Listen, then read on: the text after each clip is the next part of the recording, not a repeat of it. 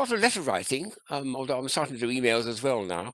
But certainly over many years, all my life really, I've always liked to thank people if they've sent me a gift or invited me to tea or to a party or something. And I thought about 30, 40 years ago of trying to find some funny forms of notepaper that I could write on. And this was an example one which came out 30 years ago, 1989, 1990, at the Nuremberg Toy Fair, called Swiss Stationery, sold by Curtin Ace Company. And he sent me this pack, or I bought the pack from him in the end of 1989. And it consists of two parts. One was a little series of notes in a pad here, which is quite nice. There's lots and lots of paper, but look at the fun of doing it. He actually, if I try and do it, he did a flick book effect. You get that little Swiss flag being tossed up in the air and slowly rising and falling away. And I'll try again to make it. It starts right at the bottom where my thumb is, and it slowly goes up in the air and turns round in the air, which is a very sweet idea. So that's one. The other side was much more interesting because it contains lots of quite large, not single sheets, but double sheets for writing on. Here's the first of them. This is a double sheet, which means you've got plenty of room on the back and front, lots and lots of space.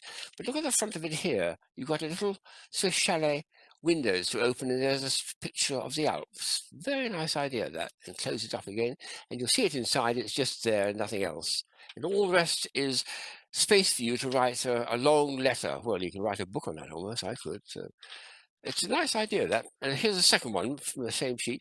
This is a very sweet little idea, but again, I've never used it. It didn't appeal so strongly, but it comes in like that. It's lots of space there, but this way we've got actually three sections, and it closes up. You see an alpine view with, as it were, some geographical relief to it as well, which is very nice.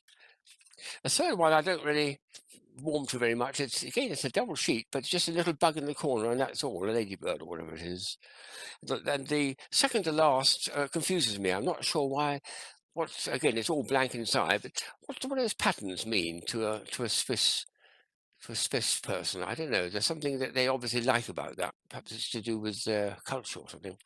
However, the last one was it took my breath away when I first saw it. I was absolutely amazed by it. It was Swiss Cheese Stationery, like this, extraordinary. And it had these lovely Swiss cheese holes in the front there. Then it had a large piece inside. This is just my notes of how this whole project started. And there's even space in the back for adding more to it if you want to. And this one I really, really took a liking to. So much so that I took it to my local printer saying, any chance of you be able to create a cutter that will make that? He did do so. And what he did and ended up with, which is my request, made it as a single sheet, which is like that, not double. And I asked him to put a little joke at the bottom to say, well, I'll show what it says up here.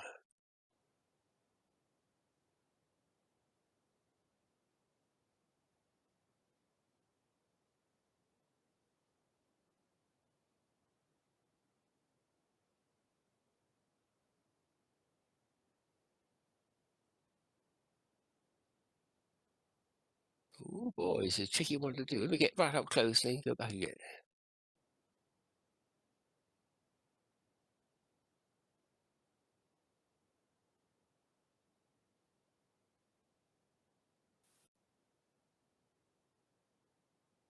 So that funny expression, hard cheese, is actually it's a British expression. It's going out of fashion nowadays. But if someone's had a bit of hard luck or bad luck, you say, well, hard cheese, mate, hard cheese. Meaning it's sort of, I'm not totally sympathetic to you, but etc., etc. So you can't eat it. It's made of paper, obviously. So I had that note put on it, and they ended up making me 1,000 sheets like this. There's a pack of 50 of them there, and I had 20 of these picked. And all I've got left now, after what, 30 years, is that and a few sheets here. So I've used up about 920 sheets. Not quite 920 letters, as I explained, but it's certainly been a very, very popular item because it's such a curious idea and great fun to do. I also found I needed to make a list of all the people I sent it to over the years so as not to duplicate the things, because as you'll see in a moment, it's quite tedious to read, but the first time is fun, the second time wouldn't be such fun. So the idea originally was just to write it on it in a normal way, and when you reached a hole, you just put like that, or let's hold a piece of paper up. And when you reach a hole, you just, that way up like that, You just do a little loop saying, carry on reading to the next part of the paper. Or else you put it onto another sheet and then you're writing through it, which is quite fun. But sometime after doing that for the first, for a while, I found a much more interesting idea was to treat this paper as if it was three-dimensional, not two-dimensional.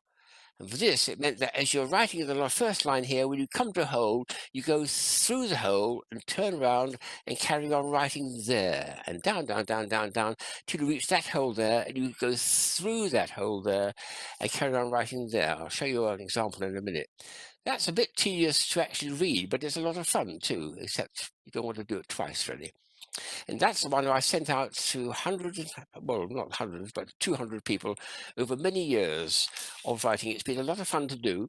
And also, about the same time, or a year later, I asked the printer to make me a Christmas card. This was a card I bought of them with the same idea inside. So again, I had the fun. I think at that stage, I hadn't got the idea of writing through to the far side through a wormhole. But that was a Christmas card I sent out in 1991 with cheese holes to it. So I sent this to so many people, and then just one example I've got of what it looks like. I had to actually, what I had to do was to make up a little instruction sheet. If I can find my papers here. Here's the example I've got, which a nice neighbour of mine sent me. I sent her a couple of these for a bit of fun, and she wanted to thank me. So here she is, starting with, let's see if I can get this up to camera. Dear Tim.